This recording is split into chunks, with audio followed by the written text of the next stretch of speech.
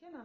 آج ہم اتنی بڑی ہستی کے بارے میں پڑھ رہے ہیں تو درود شریف کی تو کثرت ہوگی، کیونکہ حضرت علی کرم اللہ وجہ اور نبی کریم صلی اللہ علیہ وسلم ایک ساتھ ایک جگہ پلے ہیں، یعنی حضرت ابو طالب کے گھرانے میں، اور شجرہ نسب بھی بالکل ایک ہے، سگے چچا کے بیٹے ہیں. اور جو نبی کریم صلی اللہ علیہ وسلم کا شجرہ نسب ہے وہی حضرت علی کرم اللہ وجہ کا شجرہ نسب ہے. کنیت آپ کی ابو الحسن ابو تراب، والدہ کا نام فاطمہ بنت اسد. آپ کو یاد رہنا چاہیے آپ پہلی ہاشمیہ خاتون تھیں جو بنو ہاشم میں بیاہ کے آئی تھیں، اور وہ اسلام بھی پہلے لائیں اور ابن ہجرت بھی فرمائی، اور فرسٹ کزن ہے نبی کریم صلی اللہ علیہ وسلم حضرت علی کرم اللہ وجہ. آپ صلی اللہ علیہ وسلم کے داماد بھی ہیں، یعنی حضرت بی بی فاطمہ زہرا سے آپ کا نکاح بھی ہوا ہے. اور آپ کو پتہ ہے کہ آپ خوبصورت تھے، میانہ قد تھا، دورہ بدن، اور لمبی گھنی داڑھی تھی، اور اولین ایمان لانے والوں میں سے ہیں. اور زمانہ جاہلیت میں بھی کبھی بھی آپ نے کوئی غلط کام نہیں کیا. ہر جنگ میں نبی کریم صلی اللہ علیہ وسلم کے ساتھ شریک ہوئے، سوائے غزوہ تبوک کے. جنگ احد میں حضرت علی کرم اللہ وجہ کے جسم مبارک پہ 16 زخم آئے تھے، اور جنگ خیبر میں اللہ کے رسول صلی اللہ علیہ وسلم نے آپ کو جھنڈا عطا فرمایا تھا کہ آپ کے ہاتھ پہ خیبر فتح ہوگا. اور آپ نے خیبر جب فتح ہوا تھا تو خیبر کا دروازہ اپنی پشت پہ اٹھا لیا تھا اکیلے، اور بعد میں یہ دروازہ کتنے لوگوں نے مل کر اس کو ہلانے کی کوشش کی تو اپنی جگہ سے نہیں ہلا. آپ اتنے شجاع، اتنے دلیر، اتنے بہادر، اللہ پاک نے آپ کو ایک خاص جسمانی قوت بھی دی ہوئی تھی. اور آپ جب کوئی شخص آپ کو نا ابو تراب کہتا تھا تو آپ کو یہ نام بڑا پسند تھا، مٹی کا باپ. اور اس نام کے بارے میں جو روایات میں آتا ہے، جو واقعہ ہے وہ کیا ہے کہ ایک دفعہ حضرت بی بی فاطمہ زہرا سے کسی وجہ سے آپ ناراض ہو گئے، اور مسجد سے نکل کر نا گھر سے نکل کر مسجد نبوی میں آئے، وہیں لیٹے اور زمین پہ مٹی پہ سو گئے. تو نبی کریم صلی اللہ علیہ وسلم کو جب پتہ چلا تو آپ مسجد میں تشریف لائے، حضرت علی کرم اللہ وجہ کو اٹھایا تو ان کے جسم سے مٹی پونچھتے ہوئے، مٹی لگ جاتی نا جسم پہ، تو آپ جھاڑتے جاتے تھے اور فرماتے جاتے تھے ابو تراب اٹھو، یعنی مٹی کے باپ. حضرت سعد بن ابی وقاص فرماتے ہیں کہ غزوہ تبوک کے موقع پر جب حضور صلی اللہ علیہ وسلم نے حضرت علی کرم اللہ وجہ کو مدینے میں رہنے کا حکم دیا تو حضرت علی کرم اللہ وجہ نے کہا کہ آپ مجھ کو عورتوں اور بچوں پر خلیفہ بنا کے جا رہے ہیں، یعنی میں تو اتنا بہادر ہوں. تو آپ صلی اللہ علیہ وسلم نے فرمایا کیا تم اس بات سے خوش نہیں ہوتے کہ میں تم کو اسی طرح چھوڑ جاتا ہوں جس طرح حضرت موسیٰ علیہ السلام حضرت ہارون کو چھوڑ گئے تھے. ہاں اتنی بات ضرور ہے کہ میرے بعد کوئی نبی نہیں ہوگا. یہ بات آپ نے ذہن میں رکھنی ہے، کیونکہ کچھ جو فرقے ہیں وہ صرف حدیث کا پہلا حصہ بیان کرتے ہیں کہ جیسے حضرت موسیٰ علیہ السلام حضرت ہارون کو چھوڑ کے جاتے تھے تو وہ دونوں نبی تھے، لیکن یہ پوری حدیث کیا ہے؟ لیکن آپ نے فرمایا میرے بعد کوئی نبی نہیں ہوگا. اب میرے بھائی تو ہو، نبی نہیں ہو، نبی میں آخر الزمان ہی ہوں. جنگ خیبر میں نبی کریم صلی اللہ علیہ وسلم نے فرمایا تھا کہ کل میں ایسے شخص کو جھنڈا دوں گا جس کے ہاتھ پہ قلعہ فتح ہوگا. تو اب ہر کوئی یہ چاہ رہا تھا کہ ہمیں جھنڈا ملے، ٹھیک ہے نا. اور آپ نے ساتھ یہ بھی فرمایا تھا اور جس نے اللہ اور رسول کو خوش کر لیا ہے میں اس کو جھنڈا دوں گا. تو اگلے روز سارے صحابہ منتظر تھے کہ وہ کون خوش قسمت ہے. آپ نے حضرت علی کرم اللہ وجہ کو جھنڈا عطا فرمایا اور قلعہ فتح ہوا. اور آیت مباہلہ قرآن میں جب نازل ہوئی ہے نا تو نبی کریم صلی اللہ علیہ وسلم نے حضرت علی، حضرت بی بی فاطمہ زہرا، حسن حسین رضی اللہ تعالیٰ عنہما کو طلب فرمایا اور کہا الہی یہ میرے کنبہ کے لوگ ہیں، میری فیملی کے لوگ ہیں، میرے اہل بیت ہیں. ایک مرتبہ نبی کریم صلی اللہ علیہ وسلم نے فرمایا جس کا میں دوست ہوں اس کے علی رضی اللہ تعالیٰ عنہ بھی دوست ہیں. پھر ایک جگہ آپ نے فرمایا الہی جو شخص علی کرم اللہ وجہ سے محبت رکھے تو بھی اس سے محبت رکھ، جو علی کرم اللہ وجہ سے دشمنی رکھے تو بھی اس سے دشمنی رکھ. ایک مرتبہ نبی کریم صلی اللہ علیہ وسلم نے فرمایا 4 آدمی ایسے ہیں جن سے محبت رکھنے کا مجھے حکم دیا گیا ہے. لوگوں نے عرض کیا آپ ان کے نام بتا دیجئے. آپ نے فرمایا علی، ابو ذر، مقداد، سلیمان فارسی رضی اللہ تعالیٰ عنہما، یعنی یہ شان ہے حضرت علی کرم اللہ وجہ کی. حضرت ابن عمر فرماتے ہیں کہ جب نبی کریم صلی اللہ علیہ وسلم نے بھائی چارہ اخوت کرائی نا مکہ سے مدینہ ہجرت کے وقت، ایک مہاجر کو ایک انصاری کا بھائی بنایا تو حضرت علی شکایتی ہو کر نبی کریم صلی اللہ علیہ وسلم کے پاس آئے اور کہا کہ آپ نے ہر ایک میں مواخات کرا دی لیکن میں رہ گیا. آپ نے فرمایا تم دنیا اور آخرت میں میرے بھائی ہو. کتنا بڑا اعزاز ہے. حضور صلی اللہ علیہ وسلم نے ایک مرتبہ فرمایا میں علم کا شہر ہوں اور علی رضی اللہ تعالیٰ عنہ علم کا دروازہ ہیں. یعنی آپ کی شخصیت اور آپ کے فضائل اتنے زیادہ ہیں کہ حضرت عمر کا قول ہے کہ ہم سب میں سے حضرت علی سے زیادہ سنت کا کوئی واقف نہیں تھا. یعنی اب جو اولاد تھے 3 خلفاء کے بعد تو اب سنت کا کوئی واقف نہیں رہا. حضرت عمار بن یاسر سے روایت ہے کہ ایک مرتبہ نبی کریم صلی اللہ علیہ وسلم نے حضرت علی سے فرمایا کہ 2 شخص شکی ترین ہیں. ایک احمر جس نے حضرت صالحہ کی اونٹنی کی کونچیں کاٹی تھی اور دوسرا وہ شخص جو تیرے سر پر تلوار مار کر تیری داڑھی کو جسم سے جدا کر دے گا. گویا نبی کریم صلی اللہ علیہ وسلم کو اور حضرت علی کرم اللہ وجہہ کو پہلے ہی شہادت کی بشارت سنی سنائی جا چکی تھی. آپ بہت زیادہ سمارٹ تھے, بہت ذہین تھے. جہاں بھی کوئی بڑے سے بڑا معاملہ پیش آتا آپ فوراً اس کا ڈیسیژن لیتے اور عقل و دانش سے ایسا فیصلہ کرتے کہ مخلوق حیران ہو جاتی تھی. حضرت علی کرم اللہ وجہہ نے فرمایا کہ اللہ کا شکر ہے دین کے معاملے میں میرا دشمن بھی مجھ سے مشورہ کرتا ہے فقہی معاملات میں.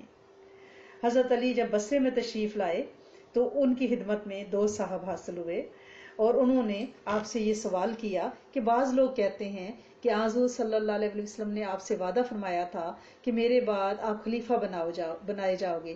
اس معاملے میں آپ سے بڑھ کر اور کون ہو سکتا ہے کہ جس سے ہم پوچھیں کہ کیا یہ بات درست ہے. یعنی ہم آپ سے یہ دریافت کرتے ہیں کہ ہمیں بتائیں. یہ سن کر حضرت علی نے فرمایا یہ بالکل غلط ہے کہ حضور صلی اللہ علیہ وسلم نے مجھ سے کوئی ایسا وعدہ فرمایا تھا. اگر فی الحقیقت حضور صلی اللہ علیہ وسلم نے مجھ سے کوئی وعدہ فرمایا تھا تو میں حضرت ابو بکر صدیق اور حضرت عمر کو حضور صلی اللہ علیہ وسلم کے منبر پر کیوں کھڑا ہونے دیتا اور ان کو اپنے ہاتھوں سے قتل نہ کر دیتا چاہے میرا ساتھ دینے والا ایک بھی نہ ہوتا. یہ بات یہ ہے کہ جب نبی کریم صلی اللہ علیہ وسلم کی بیماری نے طول کھینچا تو ایک روز مؤذن نے حاضر ہو کر آپ کو نماز کے لیے بلایا تو آپ نے فرمایا ابو بکر رضی اللہ تعالیٰ عنہ کو لے جاؤ. یہ حضرت علی کرم اللہ وجہہ فرما رہے ہیں ان لوگوں سے جو کہہ رہے تھے کہ آپ کا خلافت پہ زیادہ حق تھا نبی کریم صلی اللہ علیہ وسلم کے بعد, تو حضرت ابو بکر کو لے جاؤ جماعت کے لیے تو وہ میری جگہ نماز پڑھائیں گے. لیکن ام المؤمنین حضرت بی بی عائشہ صدیقہ نے آپ کو اس ارادے سے باز رکھنے کے لیے کہا کہ کسی اور کو بھیج دیں. تو آپ کو غصہ آیا, آپ نے فرمایا تم حضرت یوسف کے زمانے کسی عورتوں کی طرح ہو. یعنی دل میں چاہ رہی ہو کہ آپ نماز پڑھائیں لیکن خیال ہے کہ لوگ اسے برا شگون بدفعلی خیال کریں گے. ابو بکر ہی کو لے جاؤ. جس دن حضور صلی اللہ علیہ وسلم نے وفات پائی تو ہم نے اپنی جگہ غور کیا تو اس شخص کو اپنی دنیا کے لیے بھی قبول کر لیا اللہ پاک نے اور دین کے واسطے بھی انتخاب فرما لیا کیونکہ نماز اصل دین ہے اور آپ دین کے امیر اور دنیا کو بھی قائم رکھنے والے تھے. گویا حضرت علی کرم اللہ وجہہ نے بصرہ والوں پہ یہ کلیئر کر دیا کہ حضرت ابو بکر صدیق فضائل کے مقابلے میں مجھ سے زیادہ بہتر تھے دین میں بھی اور دنیا میں بھی, اور ان کا جماعت کے لیے امامت پہ نبی کریم صلی اللہ علیہ وسلم کا کھڑا کرنا اس بات کا کی علامت تھی کہ آپ کو ہی خلافت ملنی چاہیے تھی. اب ایک بات کی سمجھ نہیں آتی کہ اتنی صدیاں گزرنے کے بعد آج بھی مورخین ممبروں میں مسجدوں میں یہ بحث چھڑتی ہے. اس بحث کو میدان حشر پہ چھوڑ دیں. یہ مدینہ والوں کا معاملہ تھا 1500 سال پہلے تقریباً. ہم لوگ کیوں اس پہ فرقے بن کے اور ایک دوسرے کا قتل و غارت کرنے پہ اور تلوار میانوں سے نکالی ہوئی ہے اور بدلے لینے کے لیے تلے ہوئے ہیں. دیکھیے خود حضرت علی کرم اللہ وجہہ فرما رہے ہیں کہ مجھ سے ایسا کوئی وعدہ نہیں کیا تھا. اور اس کے بعد حضرت عمر فاروق کو حضرت ابو بکر صدیق نے مقرر فرمایا. میں نے ان کا بھی ساتھ دیا, حضرت ابو بکر صدیق کا بھی ساتھ دیا, ان کو مشورے بھی دیے. جہاں وہ مجھے بھیجتے میں فوج کے ساتھ جاتا. ہر طرح کی خدمات میں نے اطاعت کے ساتھ اور ان کے ہاتھوں میں نے اپنا ہاتھ دے کے رکھا ہے. تو بہرحال ایک شخص نے حضرت علی کرم اللہ وجہہ سے دریافت کیا کہ آپ نے ایک خطبے میں کہا تھا کہ الہی ہم کو ویسی صلاحیتیں عطا فرما جیسی تو نے خلفائے راشدین کو عطا فرمائی تھیں، تو آپ کے نزدیک خلفائے راشدین کون کون سے ہیں؟ لوگ بھی تو چسکے لیتے ہیں نا۔ یہ سن کر حضرت علی کرم اللہ وجہہ کی آنکھوں میں آنسو بھر آئے، فرمانے لگے وہ میرے دوست ابو بکر اور عمر ہیں، دونوں امام الہدا اور شیخ الاسلام تھے۔ قریش نے بعد رسول صلی اللہ علیہ وسلم کی ان دونوں کی پیروی کی، اور جن لوگوں نے ان کی پیروی کی انہوں نے نجات پائی۔ جو لوگ ان کے راستے پہ پڑ گئے وہی اللہ کا گروہ ہیں۔ حضرت علی کو جھوٹ سے بھی سخت نفرت تھی۔ ایک مرتبہ آپ کوئی بات کر رہے تھے تو ایک شخص نے کھڑے ہو کر آپ کو جٹلایا کہ آپ صحیح نہیں کہہ رہے، آپ نے اسی وقت آپ کے منہ سے بد دعا نکلی، اور ابھی وہ محفل ختم نہیں ہوئی تھی کہ اس شخص کی آنکھیں جاتی رہیں۔ یعنی آپ جھوٹ کو سخت ناپسند کرتے تھے۔ اور ایک مرتبہ مجھے مختلف آپ کی عقل و دانش کے بارے میں واقعات ہیں۔ ایک مرتبہ ایک چھوٹا سا واقعہ میں آپ کو سنا دیتی ہوں کہ ایک مرتبہ ایک شخص نے آپ کے یہاں یعنی آپ کی شکایت کی کہ فلاں شخص یہ کہتا ہے کہ اس نے خواب میں میری ماں سے زنا یا جماع کیا ہے۔ تو ظاہر بندے کو غصہ آیا کہ وہ شخص اپنے خواب سنا رہا ہے اور میری ماں سے یہ غلط بات کا خواب سنا رہا ہے، تو وہ شکایت لے کے آیا نا۔ تو آپ نے فرمایا اس خواب بیان کرنے والے کو دھوپ میں کھڑا کرو اور اس کے سائے پہ کوڑے مارو۔ کیوں؟ دیکھیں کتنی عقل کی بات ہے کہ اس نے خواب میں ہی ایسا کیا ہے نا، تو اب آپ اس کے وجود کو تو یعنی اس پہ ہاتھ جاری نہیں کر سکتے نا، کوڑے مارنے والی جو زنا کے کوڑے ہیں، آپ اسے دھوپ میں کھڑا کرو اور اس کے سائے پہ کوڑے مارو، ٹھیک ہے۔ اور آپ جو ہیں ماشاءاللہ حامل قرآن تھے، عالم بھی تھے، علم کا دروازہ تھے، سخی تھے بہت بڑے، اور ماشاءاللہ اللہ کی راہ میں بے دریغ خرچ کرنے والے تھے۔ پورا دن مزدوری کرتے اور شام کو اگر سائل سوال کرتا تو روٹیاں اٹھا کے اس کو دے دی جاتی، خود فاقے سے اگلا روزہ رکھ لیا جاتا۔ یہ اہل بیت کا خاصہ ہے۔ یہ گھرانہ جو ہے نا، یہ ایسا روشن گھرانہ ہے کہ آپ خود تو سوچیں کہ خاتون جنت حضرت بی بی فاطمہ الزہرا آپ کی زوجہ ہیں، اور جنت کے نوجوانوں کی، جنت کے سردار حضرت امام حسن حسین رضی اللہ تعالیٰ عنہما آپ کی اولاد ہیں، اور آپ کی پوری زندگی نبی کریم صلی اللہ علیہ وسلم کے سایہ شفقت میں گزری ہے، تو وہ کیا ہیرا ہوں گی۔ ہمیں کسی اللہ والے کی ذرا سی نگاہ مل جائے، توجہ مل جائے تو ہم کہتے ہیں ہمارا کام بن گیا۔ تو نبی آخر زمان کے سایہ شفقت میں زندگی بسر کرنا کیا معنی رکھتا ہے۔ تو حضرت عثمان غنی کی شہادت کے ایک ہفتہ بعد، ٹھیک ہے نا، 25 ذی الحج کو 35 ہجری کو حضرت علی کے ہاتھ پہ مدینہ منورہ میں بیعت عام ہوئی ہے۔ اور آپ کو پتہ ہے نا کہ وہ اس وقت اس حضرت عثمان غنی کو شہید کرنے والوں کا زور تھا، سارے بلوائی، سارے سبائی، سارے فتنہ پرور مدینہ میں بھرے ہوئے تھے، انہی کا زور تھا، اور تعداد بھی انہی کی تھی، اور وہ سارے حضرت علی کی طرف مائل تھے۔ اہل مدینہ بھی حضرت علی کے متعلق اچھی رائے رکھتے تھے۔ لوگ جب حضرت علی کی خدمت میں حاضر ہوئے، بیعت کے لیے کہا، تو آپ نے فرمایا کہ تم لوگ تو مجھے خلیفہ کا انتخاب کرتے ہو، اس سے کیا ہوتا ہے؟ پہلے اصحاب بدر سے پوچھو، بدری صحابہ سے پوچھو۔ یہ سن کر لوگ اصحاب بدر کی طرف گئے جو حیات تھے، جہاں تک ممکن ہوا ان سب کو حضرت علی کے پاس لائے۔ تو سب سے پہلے جو سرغنہ تھا نا سبائیوں کا، مالک بن اشتر، اس نے بیعت کی، اور اس کے بعد دوسرے لوگوں نے بیعت کے لیے ہاتھ بڑھائے۔ حضرت علی نے فرمایا حضرت طلحہ اور زبیر کا پتہ کرو۔ چنانچہ مالک بن اشتر حضرت طلحہ کی جانب اور حکیم بن جبلہ، یہ وہی شرپسند ہیں، اور اس وقت بھی تلوار کے زور سے یہ سارا نظام چلا رہے ہیں، بیعت لے رہے ہیں، اور دونوں حضرات کو زبردستی پکڑ کر، کیونکہ ان دونوں حضرات نے، حضرت طلحہ اور حضرت زبیر نے اپنے گھروں کے دروازے بند کیے تھے، زبردستی پکڑ کے لے آئے تلوار کے زور پہ۔ حضرت علی نے ان دونوں حضرات سے فرمایا کہ آپ میں سے جو شخص خلافت کا خواہش مند ہے، میں اس کے ہاتھ پہ بیعت کرنے کے لیے تیار ہوں۔ ان دونوں نے انکار کر دیا۔ پھر ان دونوں سے کہا کہ اگر تم خود خلیفہ نہیں بننا چاہتے ہو تو حضرت علی کے ہاتھ پہ بیعت کرو۔ یہ دونوں کچھ سوچنے لگے تو مالک بن اشتر نے تلوار کھینچ کر حضرت اللہ سے کہا کہ ابھی آپ کا قصہ ختم کر دوں گا۔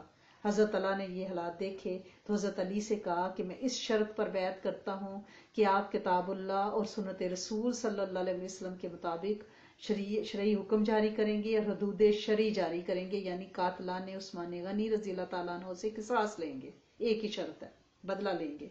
حضرت علی کرم اللہ وجہ نے ان دونوں باتوں کا اقرار کیا. حضرت اللہ نے بیعت کے لیے جو ہی اپنا ہاتھ نکالا چادر میں سے تو وہ کٹا ہوا تھا. جنگ احد میں ان کا ہاتھ زخموں کی وجہ سے بیکار ہو گیا تھا.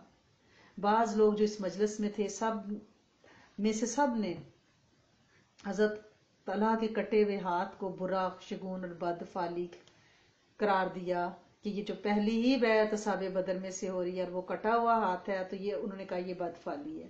اس کے بعد حضرت زبیر کے ساتھ بھی یہی واقعہ پیش آیا. انہوں نے حضرت طلحہ کی شرطیں پیش کی کہ وہی کہ آپ کے سانس لیں گے. حضرت سعد بن ابی وقاص سے بھی بیعت کے لیے کہا گیا تو انہوں نے اپنا دروازہ بند کر دیا اور کہا کہ جب تک سب لوگ بیعت نہ کر لیں میں بیعت نہیں کروں گا. اور انہوں نے بھی یہی وعدہ کہ بھائی پہلے آپ حضرت عثمان غنی کی شہادت کا قصاص لیں گے. ان کو حضرت علی نے ان کے حال پر چھوڑ دیا. حضرت عبداللہ بن عمر نے حضرت سعد بن ابی وقاص کی طرح بیعت کرنے میں کچھ تعامل کیا اور کہا کہ مجھے کوئی ضامن دو. تو حضرت علی نے کہا کہ میں ضامن ہوں، کیونکہ ضامن یہ ہے کہ اس وقت بلوائیوں کا زور ہے اور وہ کہہ رہے ہیں کہ ہم جو ہے جس کا چاہے، یعنی شر پسند پھیلے ہوئے تھے نا اور ہراس کر رہے تھے پوری سوسائٹی کو. بہرحال حضرت علی کو کچھ اطمینان ہوا. ان کے علاوہ محمد بن مسلمہ، اسامہ بن زید، حسان بن ثابت، ابو سعید خدری، یعنی نعمان بن بشیر، زید بن ثابت، مغیرہ بن شعبہ، عبداللہ بن سلام، انہوں نے بیعت نہیں کی. یعنی ابھی بہت سے معتبر صحابہ جن کے میں نے آپ کو نام بتائے ہیں ابھی تک بیعت نہیں کی تھی. اور بہت سے لوگ ایسے تھے جو نکل گئے، جو بنو امیہ سے جا کے مل گئے، حضرت امیر معاویہ وغیرہ سے، کیونکہ حضرت عثمان غنی اموی خاندان میں سے تھے اور حضرت امیر معاویہ شام میں ایک پاورفل صوبیدار تھے، گورنر تھے. لہٰذا لوگ ان کے پاس جانے لگے اور جا کے کہنے لگے کہ آپ جو ہے احتجاج کریں اور حضرت عثمان غنی کے قاتلوں کا بدلہ لیں. تو بہرحال جو مدینہ میں صاحب تھے ان کو حضرت علی نے طلب کیا، وجہ پوچھی کہ بھئی آپ کیوں نہیں بیعت کر رہے ہو؟ تو انہوں نے کہا کہ اس وقت اتنا فتنہ یہاں پھیلا ہوا ہے، اتنی خون ریزی ہوئی ہے، ہم غیر جانبدار رہنا چاہتے ہیں. اس کے بعد حضرت علی نے مروان بن حکم کو طلب کیا. بھئی وہ کدھر ہے؟ حضرت عثمان غنی کا میر منشی، اس کا کہیں پتہ نہیں چلا. حضرت بی بی نائلہ جو حضرت عثمان غنی کی زوجہ ہیں، ان سے پوچھا کہ قاتلوں کے نام آپ کو پتہ ہیں؟ انہوں نے صرف حلیہ بتایا کیونکہ وہ بہت بوڑھی تھی. انہوں نے کہا کہ اندر اندھیرا تھا کمرے میں ان کو پہچان نہیں سکتی، میں قد کاٹ تو آپ کو بتا سکتی ہوں، مجھے نام نہیں پتا. اب حضرت علی کرم اللہ وجہ اس وقت پورا شہر بلوائیوں سے بھرا ہوا ہے، کس سے بدلہ لیں؟ کیونکہ وہ تو ایک جھنڈ تھا اور جا کے لوگوں میں وہ مل گئے تھے. حضرت علی نے حضرت بی بی نائلہ سے پوچھا کہ محمد بن ابی بکر کیا ان قاتلین میں شامل تھے؟ تو انہوں نے کہا کہ حضرت عثمان غنی کے قتل ہونے سے پہلے وہ دروازے سے باہر جا چکے تھے. اب ہوا یہ کہ کچھ لوگوں نے جو بنو امیہ کے تھے انہوں نے حضرت عثمان غنی اور حضرت بی بی نائلہ کی کٹی ہوئی انگلیاں، حضرت عثمان غنی کے خون آلود کپڑے اور وہ قرآن اور وہ کرتا وہ لے کر وہ شام کی طرف روانہ ہو گئے اور جا کے حضرت امیر معاویہ بن ابی سفیان کے حوالے کر دیا. اور انہوں نے شام میں ان کرتے کی اور انگلیوں کی نمائش لگائی اور لوگوں کو ابھارا کہ انتقام انتقام، بدلہ. گویا ادھر خلافت کا دوسرا دن ہے. حضرت اللہ اور حضرت زبیر دونوں اگلے دن حضرت علی کی خدمت میں حاضر ہوئے اور کہا کہ ہم نے تو بیعت اس شرط پہ کی تھی کہ آپ قاتلین عثمان سے قصاص لیں گے، اگر آپ قصاص نہیں لیں گے تو ہماری بیعت فسخ ہے. حضرت علی نے فرمایا میں قاتلین عثمان سے ضرور قصاص لوں گا، حضرت عثمان کے معاملہ میں پورا انصاف کروں گا، لیکن ابھی تک بلوائیوں کا زور ہے، حکومت بھی میری مستحکم نہیں ہے، مجھے تھوڑا اطمینان تو لینے دو، میں اس معاملے میں بھی کچھ نہیں کر سکتا. اور ان دونوں صاحب حضرت علی سے گفتگو سن کر اٹھ کر اپنے گھروں میں چلے گئے. لوگوں نے باتیں شروع کر دیں، جے مگوئیاں، سرگوشیاں کہ بھئی انہوں نے اپنی بیعت فسخ کر دی ہے. اب جنہوں نے حضرت عثمان غنی کو شہید کیا تھا نا، انہیں یہ فکر ہوئی کہ اگر قصاص لیا گیا تو ہماری خیر نہیں ہے، کیونکہ لوگ تو حضرت عثمان غنی کو مظلوم سمجھتے نہیں، وہ تھے اور بلوائیوں سے سخت نفرت کرتے تھے سارے مدینہ والے. انہیں یہ یقین تھا کہ انہوں نے یعنی غلط کام کیا ہے، ظالمانہ طور پہ حضرت عثمان غنی کو شہید کیا ہے، اب وہ اپنے کیفر کرتار کو پہنچیں گے. یعنی ایسے تو نہیں ہو سکتا کہ وہ مزے سے گلچھڑے اڑاتے پھریں شہید کر کے. تو اب حضرت علی کے پاس بھی تو کوئی چارہ نہیں ہے نا. حکومت کا نظام درم برم ہے، دارالخلافہ یعنی مدینہ میں گلیوں میں بھرے میں شر پسند، تو وہ کیا کریں؟ اب تیسرا دن جب ہوا تو حضرت علی نے حکم دیا کہ کوفہ، بصرہ، مصر دوسرے ملکوں سے آئے ہوئے جتنے لوگ ہیں سارے یہاں سے نکلیں، واپس چلے جائیں، مدینہ خالی کریں۔ اس حکم کو سن کر عبداللہ بن سبا اور اس کے جماعت کے لوگوں نے کہا ہم تو مدینہ خالی نہیں کرتے، اور انکار کر دیا۔ حضرت علی کی خلافت کی یہ حقیقتاً سب سے پہلی بدفعلی تھی کہ ان کے حکم کو ہی لوگوں نے ماننے سے انکار کر دیا، جو بظاہر اپنے آپ کو ان کا فدائی اور شدائی اور ان کے اہل بیت اور ان کے نام لے لے کے لوگوں کو اکٹھا کر رہے تھے، حضرت علی کے عشق میں اکٹھے ہو رہے تھے۔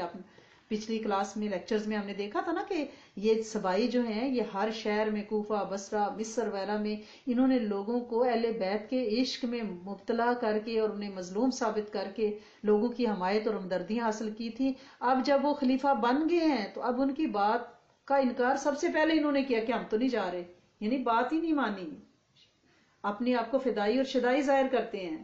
فدا اور شدا ہونا کا کیا مطلب ہے کہ حکم مانا جائے۔ اس کے بعد حضرت اللہ، حضرت زبیر حضرت علی کی خدمت میں حاضر ہوئے اور عرض کیا کہ آپ ہمیں بصرہ اور کوفہ بھیج دیں، وہاں پر ہم جا کے لوگ ہم سے عقیدت رکھتے ہیں، لوگ منتشر ہو رہے ہیں، ہم انہیں یکسو کریں گے دین کی طرف۔ حضرت علی کو شبہ ہوا کہ ان دونوں اگر وہاں چلے گے تو ہو سکتا ہے میرے خلاف محاذ کھول لیں، لہٰذا آپ نے انہیں سے کہا کہ آپ دونوں صاحب مدینہ سے نہیں نکل سکتے۔ تو یہ وہ سارے حالات ہیں۔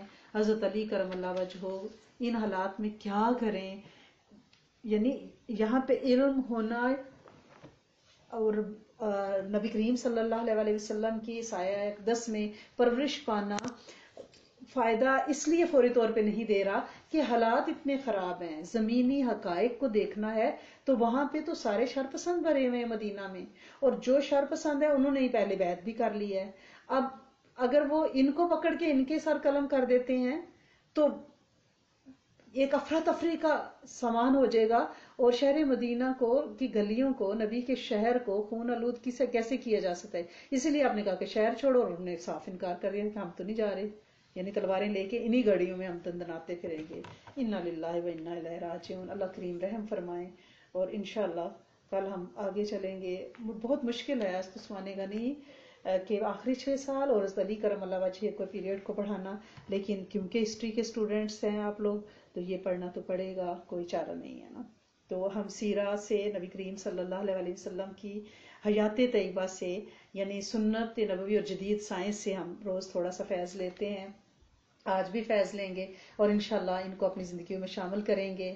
میں نے تو یہ کیا کہ کل تلبینہ کے بارے میں پڑھایا تھا تو آج تلبینہ بنایا ہے افطاری کے لیے۔ اب آپ لوگ پتہ نہیں کتنا عمل کر رہے ہیں، تو مجھ پہ تو عمل، یہ میرا عمل آج کا الحمدللہ رب العالمین ہے۔ اللہ پاک ہم سب کو صحت، تندرستی اور عافیتوں کے ساتھ سنت پہ عمل کرنے والا انشاءاللہ بنائے۔ اسلامی لباس میں جو مردوں اور عورتوں کا لباس ہے، اس میں کالر ہمیں کہیں نظر نہیں آتا، کالر، کوئی بین، کوئی کالر نظر نہیں آتا۔ اگر یہ انسانی صحت کے حق میں ہوتا تو نبی کریم صلی اللہ علیہ وسلم اور عربوں کا وہ ثوب اور جو جبہ پہنتے ہیں اس پہ کہیں آپ کو نبوی دور میں کوئی بین، کوئی کالر نظر نہیں آیا۔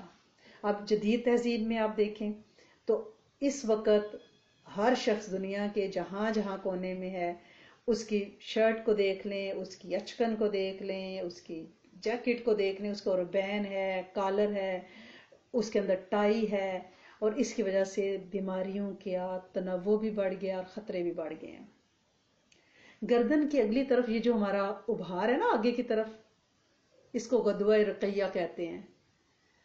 اس میں آپ کو پتا نا کبھی تھائرائڈ کے گلینڈ بھی، غدود بھی یہاں پلتے ہیں۔ یہ گلا بڑا اہم ہے ہمارا، ایسے نہیں ہے، سانس کی نالی ہے، کھانے کی نالی ہے، اور بندے کا جو نشو و نما ہے نا اس کے ہارمونز کا سسٹم ہے اس میں۔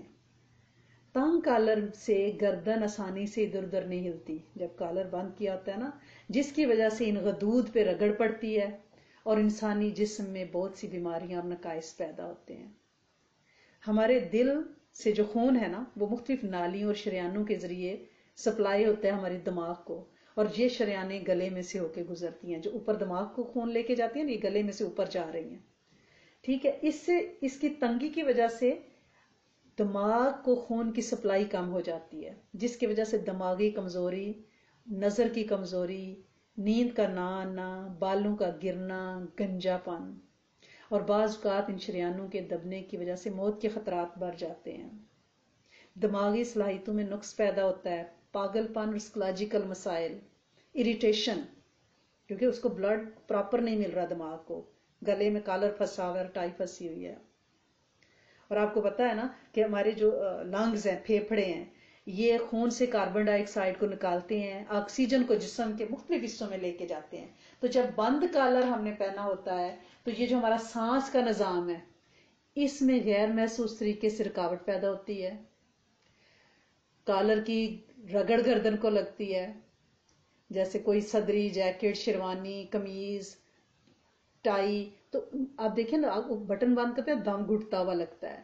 گردن کے جو پیچھے عضلات ہیں نا، پٹھے ہیں، ان میں کھچاؤ آتا ہے، دباؤ بڑھتا ہے، دماغی سکون کم ہوتا ہے، الجھن بڑھ جاتی ہے، ڈپریشن بڑھ جاتا ہے. یہ نہیں ہے کہ ان کو پہننے سے گناہ ہے، بات کرنے کا مقصد یہ ہے کہ سنت جو لباس ہے، ڈھیلا ڈھالا بغیر کالر کے، آپ یہ دیکھیں نا وہ سوپ پہنی ہوتی ہے رمضان میں، لوگوں نے تو ایسے ٹہلتے پھر رہے ہوتے ہیں، بلکہ اٹھلاتے پھر رہے ہوتے ہیں، کیونکہ ایزی فیل کرتے ہیں. آپ خود بھی دیکھیں، آپ نے گھر میں اگر میکسی ٹائپ اپنا ابا جبا پہنا ہوا ہے، آپ پھر رہی ہیں، یو فیل سو کمفرٹیبل. آپ کا پورا جسمانی روحانی نظام جو ہے، آپ کی بلڈ کی سرکولیشن سب بڑے مزے سے ہو رہی ہوتی ہے. یعنی یہ جو جبا پہننا ہے نا، یہ صحت کی علامت ہے، آپ کی گردن فری ہوتی ہے.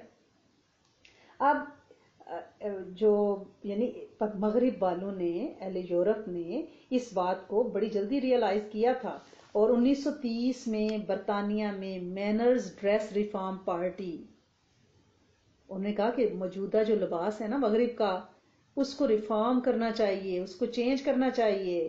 تو سب سے پہلے جو ان کا جہاد و لڑائی تھی نا، وہ کالر کے خلاف تھی. اور ڈاکٹروں نے اس بارے میں پورا ایک لسٹ لکھ کے دی تھی، جو کہ ڈیلی میل میں، لندن کے اخبار میں شائع بھی ہوئی تھی، اور جس میں انہوں نے بتایا تھا کہ یہ جو استعمال ہے کالر کا، یہ خون کے خلیوں کو نقصان پہنچاتا ہے، اور انسان کے کام کرنے کی صلاحیت، بندہ تنگ ٹائٹ بیٹھا ہوا، ٹائی میں پھنسا ہوا، کالر چبھ رہا ہے، تو اس کی صلاحیت کام کرنے کی کیا ہوگی. اور ایک ڈاکٹر ہے ان کے، ڈاکٹر ڈبلیو ناٹ، وہ کہتے ہیں کہ تنگ کالر کا استعمال سر اور بالخصوص دماغ سے خون کی سرکولیشن میں رکاوٹ بنتا ہے، اور یہاں کی شریانیں بڑی باریک ہوتی ہیں، ان پر جب زیادہ دباؤ پڑے تو ان کے پھٹنے کا خطرہ ہوتا ہے.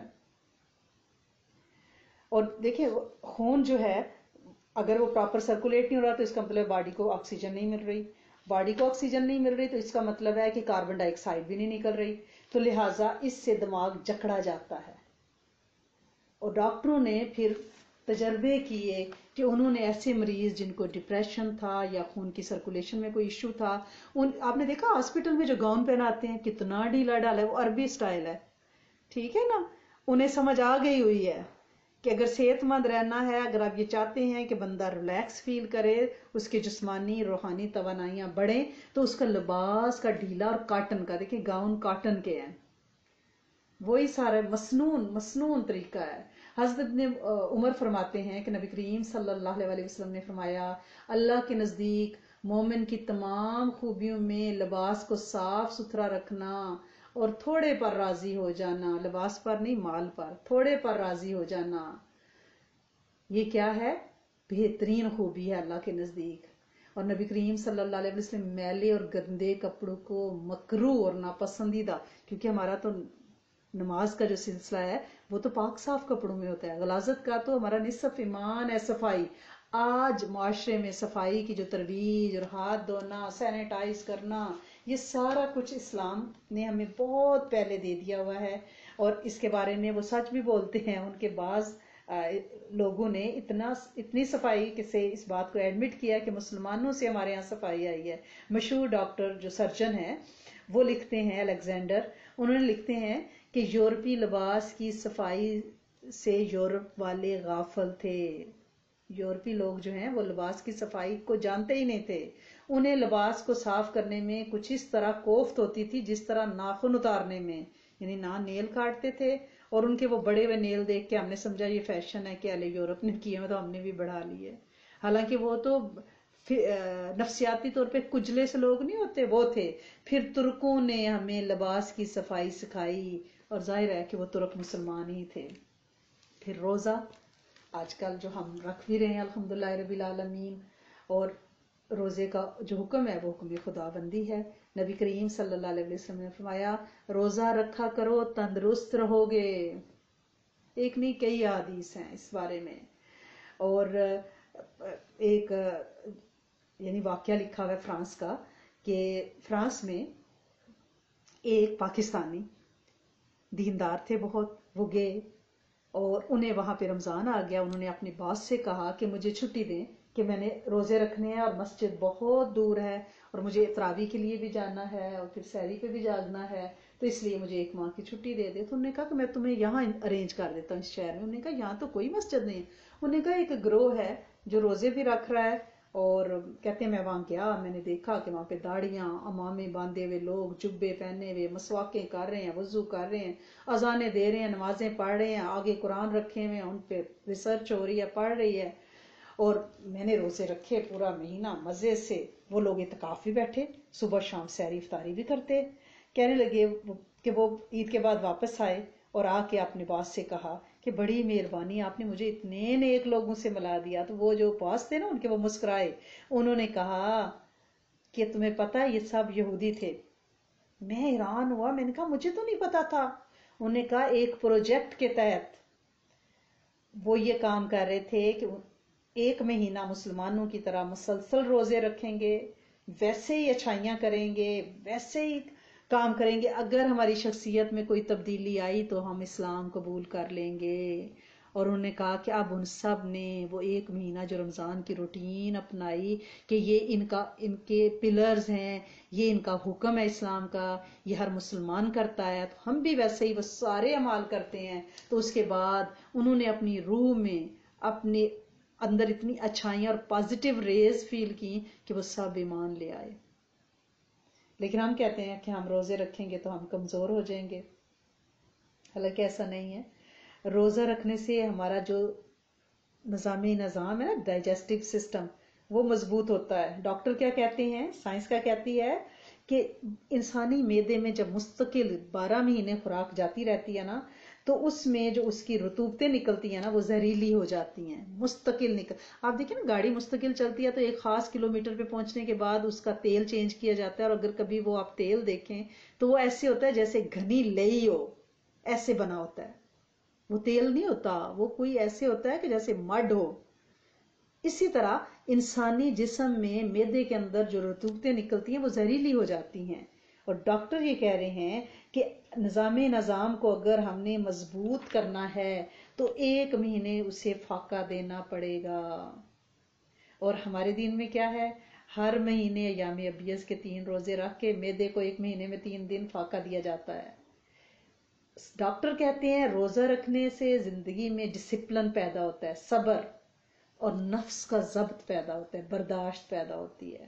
اور اسکندر اعظم اور ارسطو کے نام تو آپ نے سنے ہی ہوئے ہیں نا، یونانی لیڈر ہیں اور اپنی فیلڈ کے بڑے ماہر، عقل و دانش، فلسفہ، تو بہادری۔ تو انہوں نے کہا کہ ہمیں یہ توانائیاں کہاں سے ملی ہیں، فاقے سے، مسلسل فاقے سے ہمارا جسم مضبوط ہو گیا۔ اگر بندہ کم کھائے کم پیے تو اس کے جسم میں تازگی آتی ہے، یہ اسکندر اعظم کہہ رہا ہے۔ اور ہندو میں چندر گپت موریہ اور چانکیہ جی، نام آپ نے سنے ہوں گے نا، چندر گپت موریہ کا وزیر تھا چانکیہ، اس کی مشہور کتاب بھی ہے ارتھ شاستر۔ تو اس نے کیا لکھا ہے شاستر میں نے بھوکا رہ کر جینا سیکھا، بھوکا رہ کر اڑنا سیکھا، میں نے دشمنوں کی تدبیروں کو بھوکے پیٹ سے الٹا۔ آپ خود سوچیں نا، بندے نے چاٹ سموسے کھائے ہوں، پیپسی پی ہو، 2-4 بیک چکن لیگز کھائی ہوں، تو بندہ تو ایسے ڈھیر ہو جائے گا کاؤچ کے اوپر، اس کی سوچنے سمجھنے کی صلاحیتیں مفقود ہو جاتی ہیں۔ جب آپ خالی پیٹ ہوتی ہو آپ الرٹ ہوتے ہو، اور اوپر سے نور اللہ نور کے آپ ذکر کرتے ہو۔ اور گاندھی جی پتہ کیا کہا کرتے تھے کہ انسان نے کھا کھا کر اپنے جسم کو سست قائل کر لیا ہے، اگر میں روزے نہ رکھتا، فاقہ نہ کرتا تو میں آج مہاراج نہ ہوتا۔ اور وہ کیا کہتے تھے، سارا دن فاقہ کرو، صرف صبح شام ذرا سا کھاؤ، اور سارا دن جاپ لاپو۔ اور ہم کیا کہتے ہیں، تسبیح پڑھو۔ ان کا جاپ لاپنا ہے، ہمارا تسبیح پڑھنا۔ اور پھر شام کو وہ کہتے ہیں بکری کا دودھ پیو، یہ بس تمہاری خوراک ہے. تو سنت میں بکری کا دودھ، یہ سب مذاہب نے اسلام سے تحقیق کے بعد وہ باتیں لیں اور مان لیں. لیکن ہم جو ہیں ہمیں یہ باتیں سمجھ نہیں آ رہی. ہم کہتے ہیں کہ ہائے 9 روزے ہم تو بہت ماڑے ہو جائیں گے، وفات پا جائیں گے. روزے سے وفات پائے تو اور کیا چاہیے؟ سوچے تو صحیح نا. بندہ خواہش کرتا ہے کہ اللہ کریم جب ہماری موت آئے تو ہم روزے سے ہوئیں، کیونکہ روزہ دار جب جاتا ہے، اگر اس کی موت آ جاتی ہے خوش قسمتی سے اس دوران، تو اللہ اسے حوض کوثر سے افطار کرائیں گے. تو اور کیا کیا چاہیے ہمیں؟ ہمیں موت کا ہی ڈر ہے نا کہ کمزور ہو جائیں گے تو مر جائیں گے، خدا نخواستہ. تو بالکل نہیں مریں گے، آپ فکر نہ کریں. حوض کوثر بڑی اسپیشل حوض ہے. وہ عام روزے داروں کے لیے ایسے نہیں راہ میں پڑی ہوئی کہ ہر کوئی روزہ رکھے اور چلا جائے. نہیں نہیں، وہ بہت بڑا اعلیٰ مقام ہے. دعا کریں کہ وہ ملے انشاءاللہ، امت کے جنوں انس کو ملے انشاءاللہ. ایک اور ڈاکٹر مورپالیٹ کہتے ہیں، وہ آکسفورڈ یونیورسٹی کے ہیں، وہ کہتے ہیں کہ میرے معدے میں نا انفلیمیشن تھی، سوجن تھی، ورم تھا. تو میں نے سوچا کہ میں سنت طریقے سے مسلمانوں کی طرح علاج کرتا ہوں. میں نے روزے رکھنے شروع کیے. اکثر لوگ شکایت کرتے ہیں نا ہمیں فیٹی لیور ہے، اکثر لوگ شکایت کرتے ہیں ہمیں السر ہے، جلن ہوتی ہے معدے میں، معدے کی بیماری ہے، تیزابیت ہے، روزے بھی نہیں رکھ رہے تھے، ہمیں شوگر ہے، ہمیں بلڈ پریشر ہے. ساری بیماریوں کا علاج روزے کے اندر رکھا ہوا ہے. تو وہ کہتے ہیں کہ میں نے 1 ماہ روزے رکھے تو میرے معدے کی سوجن کم ہوئی اور میں نے اپنے اندر انقلابی تبدیلیاں محسوس کی. ہالینڈ کے ایک پادری ہیں، وہ کہتے ہیں، ایلف گال، وہ کہتے ہیں کہ روزے کے بارے میں جو ان کے تجربات ہیں، کہ میں نے سنا کہ مسلمان جو ہیں ان کے روحانی پیروکار ہر مہینے 3 روزے رکھتے ہیں. کہتے ہیں میں نے یہ روزے رکھنے شروع کیے، مجھے اپنے اندر بہت تبدیلی اور صحت مند، اور میری سوچیں زیادہ کام کرنے لگ گیا، میرا دماغ زیادہ کام کرنے لگ گیا. چربی چڑھ جاتی ہے دل دماغ کے اوپر نا، یہ روزہ جو ہے نا اس کو میلٹ کرتا ہے، دنیا روشن نظر آنے لگتی ہے، 14 طبق روشن ہو جاتے ہیں. تو بہرحال وہ کہتے ہیں کہ اب میرے پاس جو بھی مریض آتا ہے میں انہیں 1 ماہ میں 3 روزے رکھواتا ہوں. اور میں نے دیکھا کہ شوگر، دل کے امراض، معدے کے امراض، لوگوں کو میں نے مسلسل 1 مہینے کے بھی روزے رکھوائے تو شوگر کے مریضوں کی حالت بہتر ہوئی، ان کی شوگر کنٹرول ہوئی. دل کے مریضوں کی بے چینی اور سانس کا پھولنا کم ہوا. معدے کے مریضوں کو سب سے زیادہ فاقہ ہوا، کیونکہ معدہ بیچارہ تو ہر وقت کام کر کر کے تھک جاتا ہے. تو لہٰذا روزے رکھنے سے آپ نے ڈرنا نہیں ہے. روزے دل و جان سے، محبت اور عشق سے رکھیں. سائنس کو دیکھ کر نہ رکھیں، سنت کو دیکھ کے رکھیں کہ نبی کریم صلی اللہ علیہ وسلم نے ہر ہفتے میں پیر اور جمعرات کا روزہ رکھا ہے، اور مہینے کے 3 روزے، فل مون کے 13، 14 اور 15 ذی الحج، 15 ہر مہینے کی. لیکن ذی الحج میں صرف 2 ہی روزے ہیں کیونکہ ایام تشریق ہیں 13 تک، 3 دن عید ہے، لہٰذا وہ روزہ نہیں ہے. 13 تک، ایام تشریق تک، جب تک کہ ہم تکبیرات پڑھتے رہیں گے اس وقت تک ہم روزے نہیں رکھیں گے. اس سے اگلے دن 14 اور 15 کا انشاءاللہ ہم 2 روزے رکھیں گے ذی الحج میں. باقی 3 روزے اللہ کے رسول صلی اللہ علیہ وسلم رکھا کرتے تھے، ہم بھی انشاءاللہ رکھتے ہیں. اور تکبیرات کو آپ نے پلیز نہیں بھولنا. ہر نماز کے بعد ابھی آپ نے زور پڑھی ہے، اگر تکبیر نہیں پڑھی تو اسے پلیز پڑھ لیں. کچھ لوگوں کو بڑا فیڈ بیک آیا کہ ہمیں بڑا فائدہ ہوا ہے پچھلے 2-3 کلاسز میں. ہم نے اینڈ پہ آ کے کچھ ٹپس بتائے، کچھ دعائیں بتائیں، تو فیڈ بیک تھا کہ آپ پلیز یہ بتاتی رہیں. تو بچوں کے مسائل ہیں، بچوں کے لیے کچھ آسان سی چیزیں بتا دیں. سب سے پہلی بات تو یہ ہے کہ بچے نیک نسلیں چاہنے کے لیے سب سے پہلے نیک داماد اور بہویں ڈھونڈیں. اس وقت سے یہ کام شروع ہو جاتا ہے، نسلوں کا کام، جب آپ رشتہ ڈھونڈنے نکلتے ہیں. بلکہ اس سے بھی پہلے جب بچہ پیدا ہوتا ہے نا تو آپ اس پہ مسنون اعمال کرتی ہیں، تاکہ آپ کا بچہ صالح ہوگا تو صالح زوج ملیں گے نا. قرآن کہتا ہے پاکوں کے لیے پاک، نیکوں کے لیے نیک. تو آپ نے کیا کرنا ہے، بچے کی پیدائش کے ساتھ اس پہ مسنون اعمال شروع کریں، ٹھیک ہے. اور اس کی پیدائش کو آپ ڈول ڈھمکوں کی نظر نہ کریں. اور جب بھی اس کا ڈائپر بدلیں، اس کو باتھ روم لے کے جائیں، واش روم کی دعا ضرور پڑھیں، شیطان اس سے دور رہے گا. جب بھی بچے پہ نظر پڑے استغفار پڑھا کریں کہ اللہ کریم ہمارا کوئی گناہ ہمارے بچے کی جوانی کی راہ میں رکاوٹ نہ آ جائے، اس کو بلند بخت سے شقی قلب نہ بنا دے۔ اللہ سونے ہم توبہ کرتے ہیں اپنی اور اپنے بڑوں کی گناہوں سے کہ اللہ کریم کوئی بد دعا اس بچے کا پیچھا نہ کرے، اور جب بھی کائنات میں کسی کا بچہ پیدا ہو تو آپ کو خبر ملے تو آپ فوراً ایک دفعہ درود شریف پڑھیں، سورۃ فاتحہ پڑھیں، 3 دفعہ قل هو اللہ احد، پھر درود شریف، یہ ایک نفلی قرآن کا اجر ہے، آپ اس بچے کو ہدیہ کریں کہ اللہ کریم یہ چھوٹی معصوم روح اس دنیا میں آئی ہے، اللہ کریم اسے نیک بنانا، اسے صالح بنانا، اسے متقین کی امامت دینا، یہ تیری نبی کی امت میں ایک امتی کا اضافہ ہوا ہے، اے میرے کریم مولا اس سے خیر کے کام لینا۔ ٹھیک ہے، اب جوں بچہ بڑا ہو تو پھر آپ جتنا ذکر اذکار کریں، پانی کی بوٹل اپنے ساتھ رکھیں، اپنے جائے نماز کے پاس، اس پہ دم کریں، وہ پانی اس کے کھانے پینے، جوس، کوکنگ، آٹا، ہر چیز میں ڈالیں۔ ٹھیک ہے، اور جب بچہ 7 سال کا ہو جائے تو آپ اسے نماز کے لیے کہیں، نماز پڑھائیں، نماز سکھائیں اور اس کی دینی تعلیم کا اہتمام کریں۔ 7 سال سے پہلے اس کو قرآن ختم کرائیں، اس کو ساری صورتیں یاد کرائیں، اور پھر آپ نے یہ کرنا ہے کہ اپنے بچے کو وقت دینا ہے، قیمتی وقت۔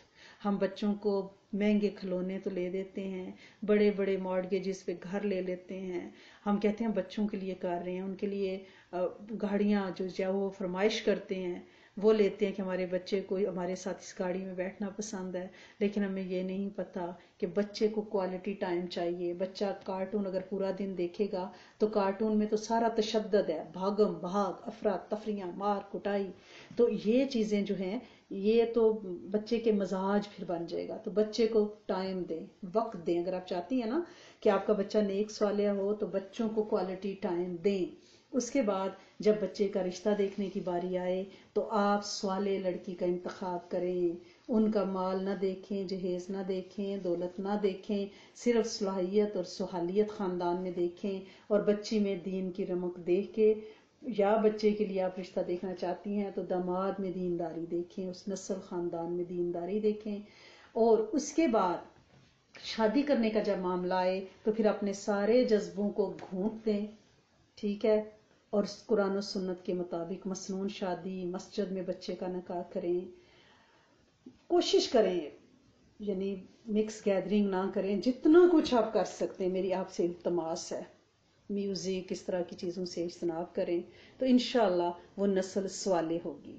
لیکن کچھ بچے ہائی اسکول میں جو زیادہ شکایتیں آتی ہیں، بچے برے دوستوں اور صحبت کا شکار ہوتے ہیں اور کچھ علتوں کا، کیونکہ جس معاشرے میں ہم رہ رہے ہیں بدقسمتی سے یہاں یہ ویڈز وغیرہ سب لیگل ہو گئی ہیں، عام ان کو خرید سکتے ہیں، تو اس سے کیا ہوا ہے کہ بچوں میں یہ علت کا جو نشہ ہے یہ بڑھ گیا ہے، یہ شکایتیں زیادہ ہیں۔ اب ان بچوں کے لیے ہم کیا کریں، کیونکہ جو بچہ کسی بھی قسم کا سوٹا لگاتا ہے وہ اریٹیٹ کرتا ہے، ایک تو اس ٹین ایج میں ہارمونز چینج ہو رہے ہوتے ہیں، بچے کے اندر جسمانی تبدیلیاں آ رہی ہوتی ہیں اور وہ ان بیلنس ہوتا ہے، اوپر سے ہیجان خیز اس کا میڈیا ہے جس پہ وہ رنگ برنگی اچھی بری چیزیں دیکھتا ہے، پھر وہ اس کے دوست ہیں، پھر اس کے باہر کا ایک ننگا ماحول ہے، ان ساری چیزوں نے مل کے بچے کے آواز خراب کی اور وہ پھر بدتمیزی اور نافرمانی کرتا ہے ماں باپ کی، اور ماں باپ بیچارے گھبراتے ہیں کہ اس بچے کے لیے ہم اپنا بیک ہوم، اپنے کیریئر، اپنے سیٹلڈ گھر چھوڑ کے ہم آئے کہ بچوں کی سیٹلمنٹ یہاں ہو جائے، اور یہی بچہ آج چھوٹا سا ہے، 14-15 سال کا، اور ہمیں آنکھیں دکھانے لگا ہے۔ تو دیکھیں نا، شروع سے آپ یہ دیکھیں کہ غلطیاں کہاں پہ ہوئی ہیں، یہ دیکھیں کہ غلطیاں کہاں پہ ہوئی ہیں، کیونکہ غلطی ہوگی تو پھر کیا ہوگا، جب غلطی ہوگی تو پھر نقصان یہ ہو جائے گا کہ آگے نسلیں برباد ہو جائیں گی۔ لہٰذا ہم نے کرنا کیا ہے، ہم نے یہ کرنا ہے کہ ہم نے اپنے بچوں کو کوالٹی ٹائم دیا، اس کے بعد ہم نے اعمال کیے۔ وہ اعمال کون سے ہیں جو ہم اپنے بچوں پہ کریں؟ پہلے تو میں آپ کو ان کی خوراک کا بتاؤں کہ آپ پلیز یہ جو برائلر ہے، یہ جو فارمی انڈے ہیں، بچے 2-2 4-4 انڈے کھا جاتے ہیں دن میں، چکن بیک کر کر کے ہم نے ان کو سوچا کہ ہم ان کو بڑی ہیلدی ڈائٹ دے رہے ہیں، پلیز انہیں سبزی، دال اور انہیں لسی، دہی، اس طرح کی کچی سبزیاں، سیلیڈ، اس کا عادی بنائیں۔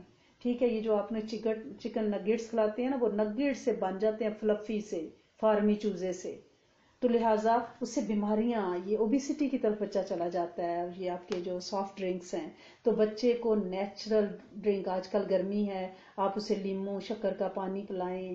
ہمارے بچوں کو اس ٹیسٹ کا پتہ ہی نہیں ہے نا، کیونکہ ہمارے لیے بھی ایزی ہے کہ ٹین نکالو فریج سے اور پی لو.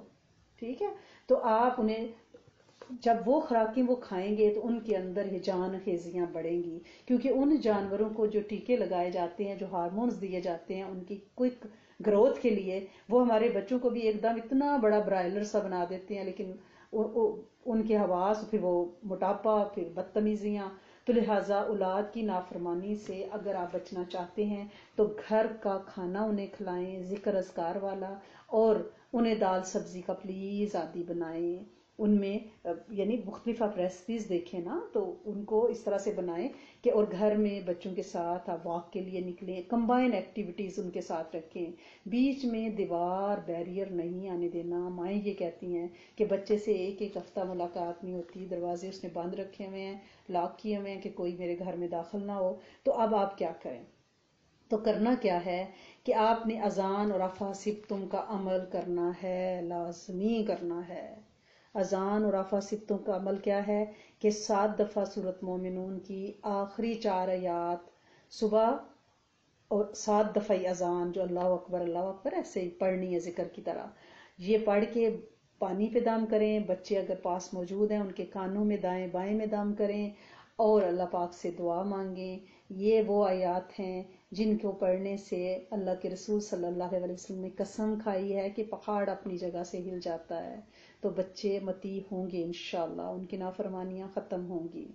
اس کے علاوہ کیونکہ بچوں میں علتیں اور نشہ بہت لگ گیا ہے، تو یا صبور و یا مانع، یہ 2 اللہ پاک کے نام ہیں جو ان کی اندر فطری جبلتیں اور ہارمونز کی جو اتنی تیزی سے چینج آ رہی ہے نا، تو اس کے لیے صبر ان کو چاہیے.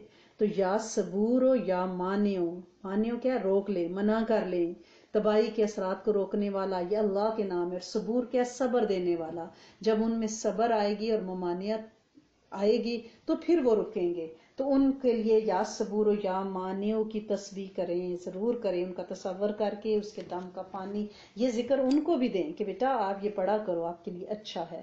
تو سورۃ فاتحہ سے آپ مدد لے سکتی ہیں. اس میں ایاک نعبد و ایاک نستعین میں پورے قرآن حدیث کا نچوڑ ہے یہ آیت. ٹھیک ہے، ٹوٹل سرنڈر، سب مشن ہے کہ اللہ تیری عبادت کرتے ہیں، تجھی سے مدد چاہتے ہیں. اللہ سونے کہاں جائیں، ان کی بدتمیزیوں کا کہاں سے ہم بچے؟ اللہ سونے تو مدد فرما. ٹھیک ہے نا، ہم تیری عبادت کرتے ہیں تو ہماری مدد فرما، اور ان کی بدتمیزیوں کو، نافرمانیوں کو رفع دفع کر دے، انہیں صراط مستقیم دکھا. پھر اللہ پاک کے اس نام کو آپ ایسے بھی پڑھ سکتے ہیں، یا مانع ہو یا ہادی ہو، تینوں کو ملا کے بھی پڑھ سکتے ہیں. یا صبور ہو، یا مانع ہو یا ہادی ہو، یا صرف یا مانع ہو یا ہادی ہو پڑھ لیں، یا صبور ہو یا مانع ہو پڑھ لیں. یہ بہت ضروری ہے. ہادی ہدایت دینے والا. ٹھیک ہے، سورۃ تکاثر کو آپ اپنی عادت بنائیں. الہاکم التکاثر ہر نماز کے بعد 3 دفعہ پڑھ کے اپنے بچوں کو ہدیہ کیا کریں. اس سے انہیں شر سے بے رغبتی پیدا ہوگی، دل کا غنا انشاءاللہ حاصل ہوگا. اور ربنا ہب لنا والی آیت تو آپ کو پتہ ہی ہے. ٹھیک ہے نا، سورۃ فرقان کی 74 نمبر آیت کہ اللہ سونے ہمارے بچوں کو ہماری آنکھوں کی ٹھنڈک بنا، آنسو نہ بنا. اللہ کریم انہیں ہدایت پہ رکھ. تو اللہ کریم ہماری نسلوں کو انشاءاللہ ہدایت پہ رکھے، اور ہم ماؤں کو گھر کے کھانے بنانے، محبتوں کے ساتھ کھلانے اور دم کر کر کے کھلانے کا عادی بنائے. ہمیں بھی ہدایت کی بہت سخت ضرورت ہے. ٹھیک ہے نا، تو دعا کر لیتے ہیں اللہ کریم ہمارے اس عمل کو انشاءاللہ قبول فرمائے، اور حضرت علی کرم اللہ وجہہ جیسی شجاعت، بہادری، عقل و دانش انشاءاللہ عطا فرمائے، اور انشاءاللہ اہل بیت جو وہ گھرانہ ہے اس کی تاثیر ہمیں عطا فرمائے، کیونکہ ہم نے ان کے بارے میں پڑھا ہے. اللہم انی اسألک واتوجہ الیک بنبینا محمد صلی اللہ علیہ وآلہ وسلم نبی رحمتی یا محمد انی اتوجہ بک الی ربک ان تقضی حاجاتی. اللہم لک الحمد کما انت اہلہ فصلی علی سیدنا محمد کما انت اہلہ وفعل بنا کما انت اہلہ فانک انت اہل التقوی واہل المغفرہ. یا اول الاولین، یا آخر الاخرین، یا ذی القوۃ المتین، یا ارحم المساکین، یا ارحم الراحمین. इय्याक नअबुदु व इय्याक नस्तईन, इय्याक नअबुदु व इय्याक नस्तईन, या सबूरो या मानियो, या खालिको या रऊफो या सलामो, या मानियो या हादियो, रब्बना हबलना मिन अज़वाजिना व ज़ुर्रिय्यातिना कुर्रता अयुन वजअलना लिलमुत्तकीना इमामा, रब्बना अतमिम लना नूरना फ़ग़फ़िर लना इन्नका अला कुल्लि शैइन क़दीर, अस्तग़फ़िरुल्लाह अल-अज़ीम, अस्तग़फ़िरुल्लाह रब्बी मिन कुल्लि ज़ंबिन व अतूबु इलैक। अल्लाह सोने हमें बख्श दे, हम पे रहम फरमा, तू बेहतरीन रहम फरमाने वाला है। ऐ मेरे करीम मालिक, हमारी हर गुनाह से बख्शिश फरमा दें, जो हमने छुपे किए, ज़ाहिर दानिस्ता नादानिस्ता, पुराने नए जाने अनजाने, अल्लाह सोने सब गुनाहों को माफ़ फरमा, हमारे भी और पूरी उम्मत के। हमारी ये दुआ उम्मत के जिनो इनस के लिए अल्लाह सोने कबूल फरमा, और उम्मत के गुनाह भी माफ़ फरमा, उम्मत पे रहम भी फरमा, उम्मत की इस्लाह भी फरमा, उम्मत की पर्दा पोशी भी फरमा। अल्लाह करीम उनके गुनाहों पे पर्दे डाल दे, उनसे दरगुजर फरमा। अल्लाह करीम उम्मत के टूटे हुए दिलों को भी जोड़। ऐ मेरे करीम मालिक, ऐ मेरे सोने आका, कुशादगी अता फरमा, बरकत अता फरमा, वक्त पे भी ईमान में भी। अल्लाह करीम हमारे फाका मस्तियों को गिना और तवंगरी में बदल दे। तू बड़ा करीम मालिक है, तू मालिक और मुक्तदर है। अल्लाहुम्मा इन्नका मलिक मुक्तदिर मा तशाउ मिन अम्रिन यकून। अल्लाह से ने जो तू जो चाहता है कर लेता है। या अल्लाह, या रहमान, या गफूर, या रहीम, या हन्नान, या मन्नान, या दयान। ऐ मेरे करीम मालिक, तेरे सोने नाम, तू गालिब अपने अमर पे, वल्लाहु गालिबुन अला अमरिही। ऐ मेरे सोने मालिक, तू जो चाहता है वो हो जाता है।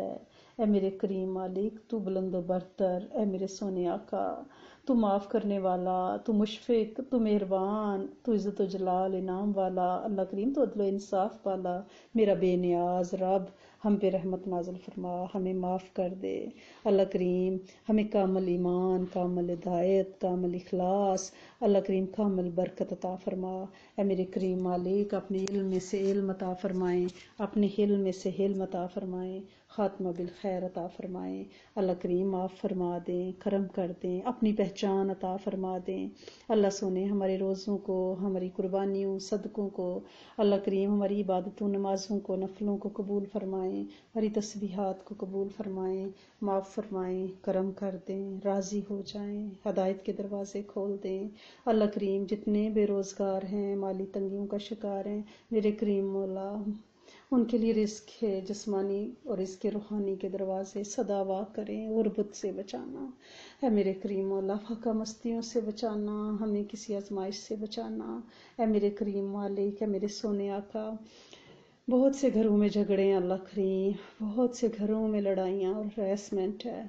अल्लाह करीम घरों को सुख चैन दे दे, आफियत और बरकत दे दे। अल्लाह करीम घरों को अमन का गहवारा, सुख चैन का गहवारा बना, जन्नत का नमूना बना दे मेरे मालिक। अल्लाह करीम बहुत से बच्चे राह हदायत से मुंह मोड़ चुके हैं। अल्लाह करीम तू उन्हें शफकत की रस्सी से बांध के हदायत की तरफ ले आ, किसी टेस्ट और ट्रायल से नहीं मेरे करीम मालिक।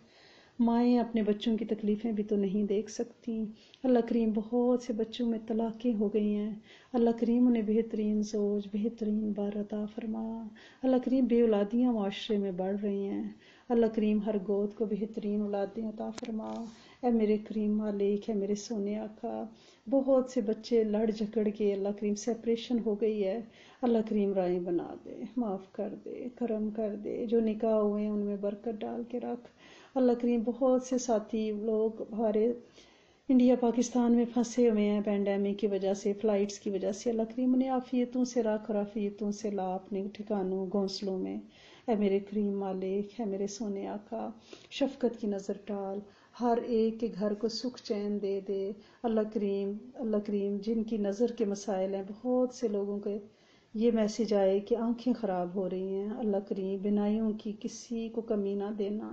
अल्लाह करीम जिस्मानी रूहानी बेहतरीन सेहत शिफाएँ अता फरमा।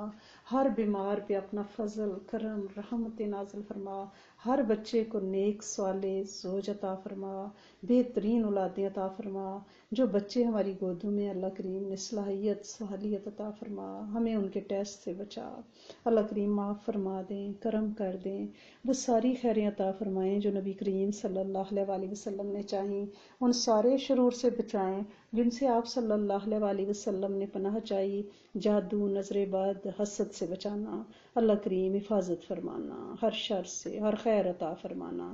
ربنا تقبل منا انک انت السمیع العلیم وتب علینا انک انت التواب الرحیم، نستغفرک ونتوب الیک، سبحان ربک رب العزۃ عما یصفون وسلام علی المرسلین والحمد للہ رب العالمین، صلی اللہ علی حبیبہ محمد وازواجہ وامہاتہ وآل بیتہ اجمعین، والعصر ان الانسان لفی خسر الا الذین آمنوا وعملوا الصالحات وتواصوا بالحق وتواصوا بالصبر، اللہم انک عفو کریم تحب العفو فاعف عنا یا غفور یا غفور یا غفور۔